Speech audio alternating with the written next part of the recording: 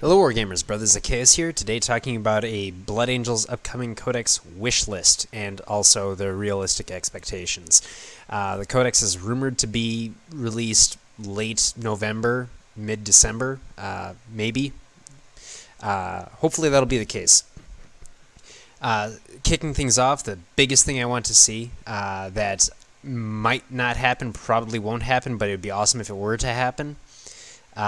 Sanguinary Guard, and actually just Blood Angels jump infantry in general, getting some sort of cover save against shooting attacks within a certain range, or, outside of a certain range. As it stands, Assault Marines don't really have the firepower to compete with other models in general, and Assault Marines are a lot of fun to use. They're incredibly mobile, but they just lack firepower.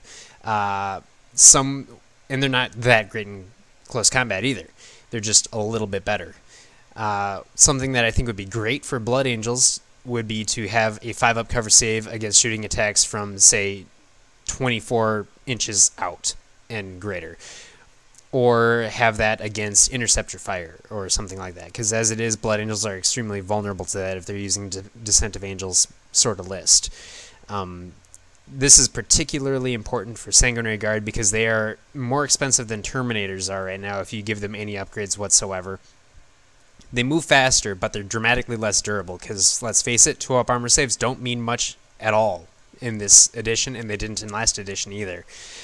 Plasma is too cheap, Melta is too cheap. Just generally special weapons are so prevalent, and the armies that have great access to them just rip them apart. And even if you don't, a 2-up armor save doesn't mean a whole lot against, just tons of fire, like, say, bolt guns or pulse rifles or shuriken catapults. Any of that stuff will just rip them apart after one volley or two. And even if they don't destroy the entire unit, they're going to deal enough damage that that unit is essentially a lost cause. So cover saves against shooting attacks for Blood Angels jump infantry. If they're not going to do that, I would like to see a Raven Guard-like Chapter Tactics special rule for Blood Angels jump infantry that allows them to use their jump packs in both movement and assault phases.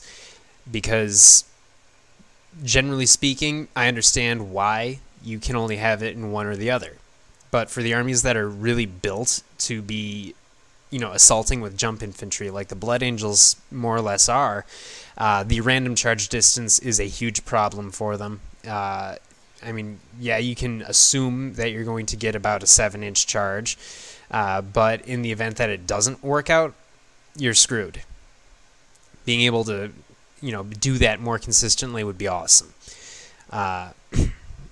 Aside from that, I would really like to see the Glaive and Carmine, which is the weapon Sanguinary Guard use, and other models can take it, but typically you're going to see it on Sanguinary Guard, have a unified profile again.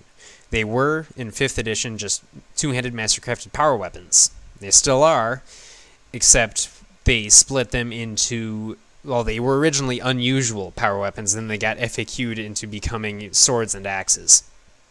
And what that does for Sanguinary Guard currently is, if they've got swords, they're going to be great at killing medium to light infantry.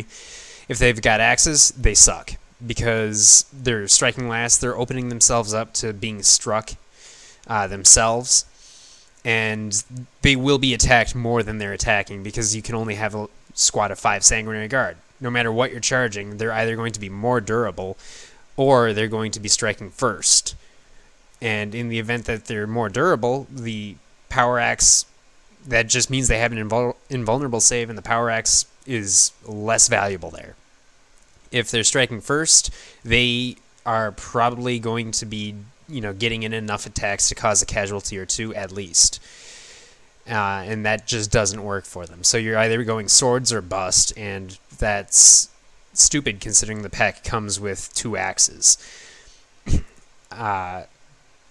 Next thing, I would like to see a Flesh Terrors supplement or formation for Flesh Terrors, because they are supposedly the most prevalent Blood Angels successor chapter, and they're dramatically different according to the fluff, and they play exactly the same way. I'd like to see them a much more melee-centric version of the Blood Angels. As it is, I see the Blood Angels as kind of a mid-range engagement group where you've got the assault teams, Sanguinary Guard, Vanguard Veterans, Assault Marines, Death Company, going in, everybody else sitting at the kind of the 18 to 30 inch range, shooting from there.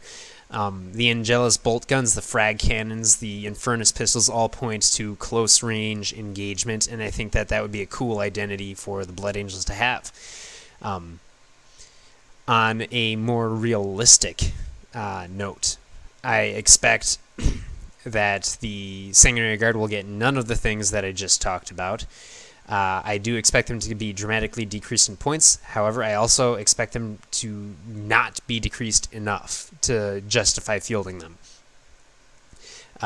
They will be more usable than they are currently, but I still do not expect them to be really feasible with the way the game is played currently.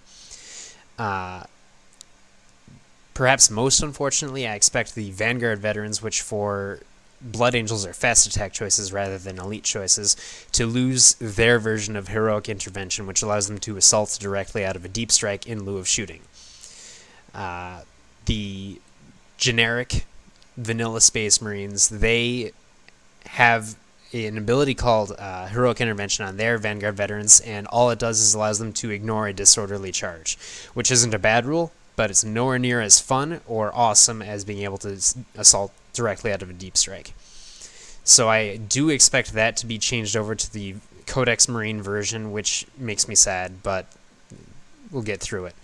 I expect jump packs and just models in general to be dramatically decreased in points, but jump packs in particular I would like to see become stock options with options for discounts on your squad if you remove them on Death Company and Vanguard Veterans.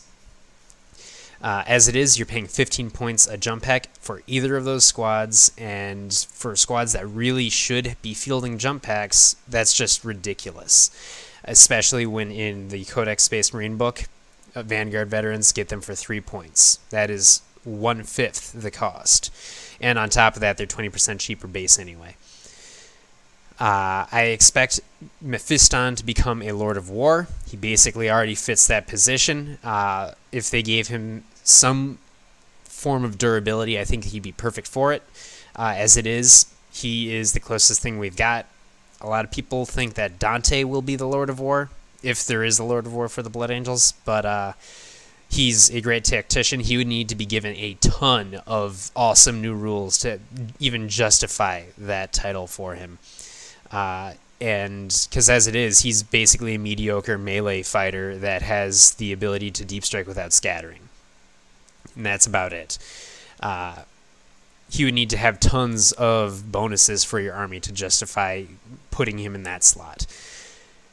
I expect that Captain Tycho will not be in the book, because even before the last Codex, Tycho was technically dead. He joined the Death Company and died. This upcoming rumored campaign release pits the Blood Angels against the Tyranids, and there is a tendril of High Fleet Leviathan closing in on Bale, Blood Angels chapter planet, which, if they're actually engaging with the Hive Fleet, suggests that the timeline has moved forward at least a little bit, which means that Tycho has been dead. So he probably will not be present, or at least I don't think he will be.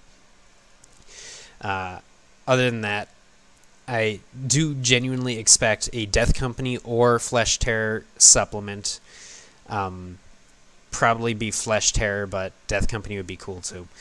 Other than that, I only expect the Sanguinary Guard and Death Company force swap options that Asterath and Dante give to be removed. So, other than that, I really don't expect any new units to be added. Maybe they'll get some of the basic Codex Marine options like the Storm Talon, but that conflicts with a lot of other options that the Blood Angels really like anyway. So it's really hard to say if any of those would actually fit in the Blood Angels army without dislodging their unique models. So that's it for this week. Questions, comments, any input, what you'd like to see or what you think the Blood Angels can expect in the coming weeks or months, leave them below. Thanks.